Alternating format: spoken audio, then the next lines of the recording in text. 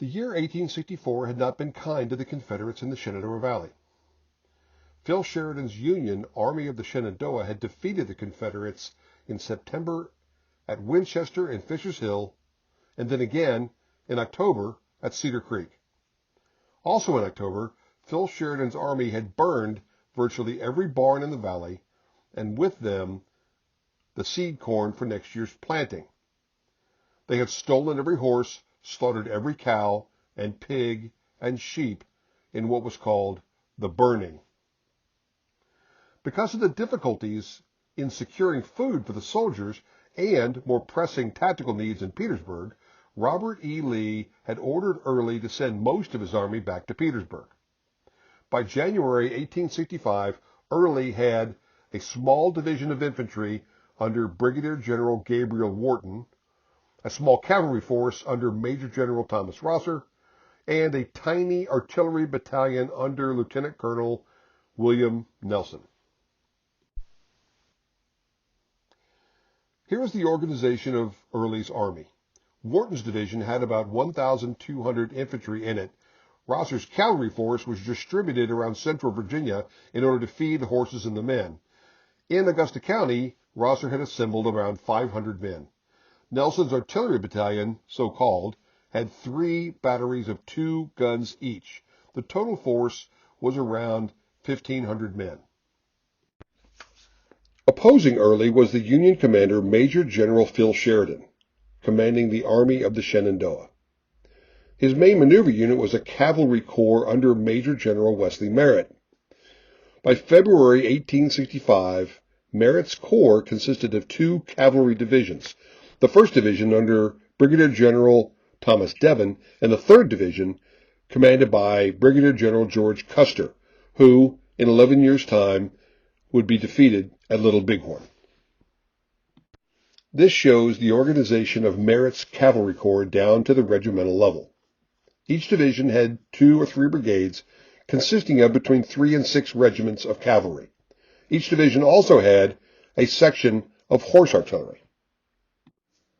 In February 1865, Ulysses S. Grant ordered Phil Sheridan to head south, destroy the Virginia Central Railroad and the James River Canal, and occupy Lynchburg.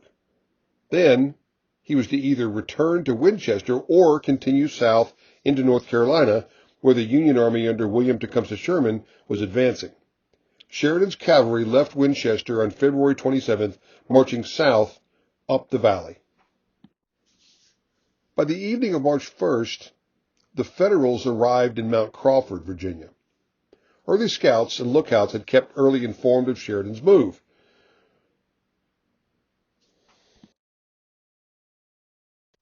Early secured the removal of Confederate quartermaster supplies from Stanton. He ordered Wharton to break camp in Fishersville and march 6 miles to Waynesboro. Early joined Wharton there.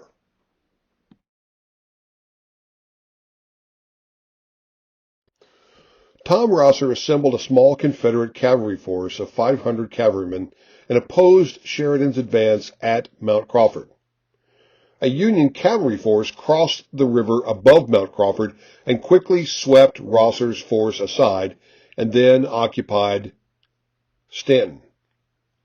Here, Sheridan learned that Early had declared that he would make a stand at Waynesboro. Always happy to oblige his old antagonist, Sheridan continued on to Waynesboro. Gabriel Wharton's division arrived at Waynesboro on the afternoon of March 1st and erected camp on a ridge west of town, now in a portion of Waynesboro called the Tree Streets.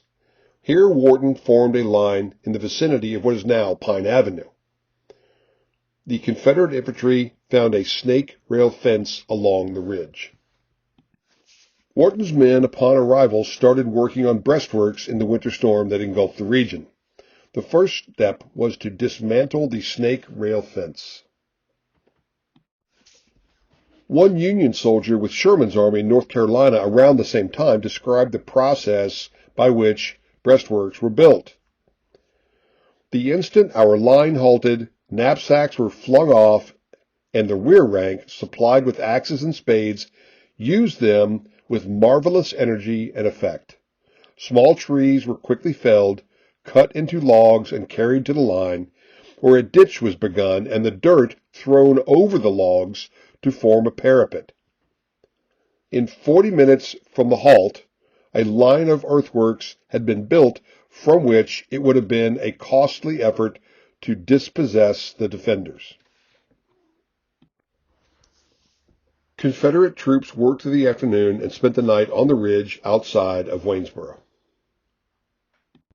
Early stretched Gabriel Wharton's division over an extensive line, probably too big for the number of troops available. Wharton's left flank stopped at a wood line. It did not extend all the way to the South River, but left a 400-yard gap between the end of Wharton's line and the river. In the parlance of the day, Wharton's flank was in the air, meaning not anchored to anything, making the line extremely vulnerable to a flank attack at that point. Custer would make Early pay for this mistake on the afternoon of March 2nd. Custer's cavalry division arrived in the vicinity of Waynesboro in the late morning of March 2nd. Devon's division followed shortly to the rear within supporting distance if needed. This gave Sheridan 10,000 cavalry to face Early's 1,500 infantry and artillery. Custer ordered his lead brigade to feel out the Confederate position. This feeling out was repulsed, but either through reconnaissance or the help of 2 Confederate deserters, Custer found that Wharton's flank was in the air, and he dispatched his 2nd Brigade to attack Early's position from that flank. The Union cavalry dismounted and advanced on foot to attack Early's flank. This attack fell on the left flank in the vicinity of what is now 14th Street and Pine Avenue.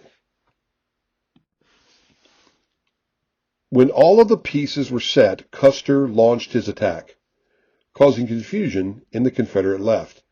Meanwhile, the 8th New York Cavalry, in column of 4s, attacked down Main Street, charging right through the middle of the Confederate position and continuing down to the river and across it. Here, they realized they were astride the only Confederate escape route.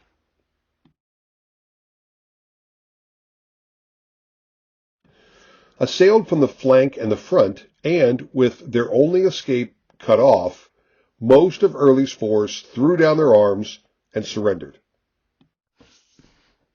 Early later wrote, "I went to the top of a hill to reconnoiter, and had the mortification of seeing the greater part of my command being carried off as prisoners, and a force of the enemy moving rapidly towards Rockfish Gap." Early's mapmaker, Jed Hotchkiss, wrote, "The situation, as I turned and saw it, convinced me that all was lost, especially when I saw general officers rush by me in the headlong stampede. I went up the mountain at a gallop, and the road full of fugitives, and the foe yelling 'Stop! Stop!' behind, and firing constantly." Custer took around 1,500 prisoners, 17 battle flags, and 11 cannon at the battle. 2 Union officers won medals of honor at the Battle of Waynesboro. Early escaped, as did his artillery commander, Brigadier General Armistead Long, as well as infantry commander Gabriel Wharton. Major General Tom Rosser was with his cavalry elsewhere in the county during the battle. After the battle, Robert E. Lee relieved Jubal Early of his command and sent him home to await orders. This was the last significant action in the Shenandoah Valley and, other than small cavalry forces, the end of Confederate military presence in the valley. On March 7th, Rosser attempted to rescue the Confederate prisoners who were being marched north at a place called Meem's Bottom, but during the confusion, few of the Confederate prisoners even tried to escape.